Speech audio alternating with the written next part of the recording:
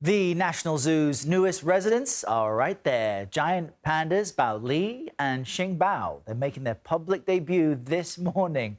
The two pandas have been acclimating to their new habitat since arriving from China in October. Looks like they're enjoying themselves. Caitlin Huey-Burns is following all of this for us from the Smithsonian's National Zoo there in Washington. I appreciate you bringing us a story this Friday that makes us smile, Caitlin. What can you tell us about this pair and when regular folks can see them?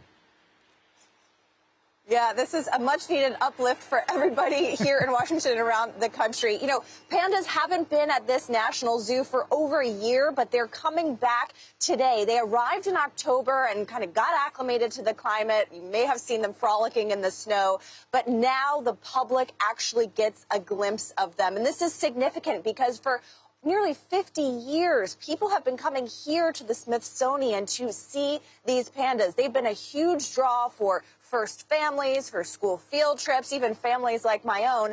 And the gates are going to open here soon. People are already in line, just eager to see our new furry friends.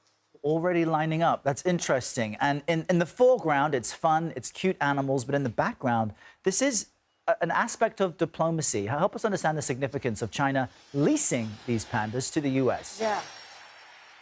Yeah, little panda diplomacy. I mentioned they've been here for about 50 years.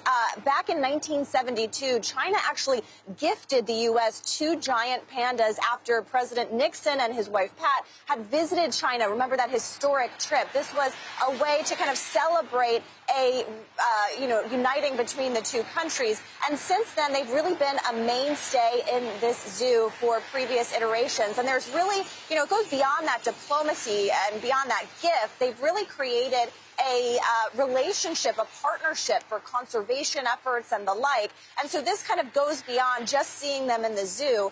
And I should also note that this zoo pays about $1 million a year to its Chinese counterparts, but that goes directly to conservation for the pandas there. And, this zoo is going to attract a lot of visitors. It is free to visit here, but they're expecting to kind of make up that revenue through inside the park through vendors and the like. So this really is a moment for celebration on a lot of different fronts and just fun to see.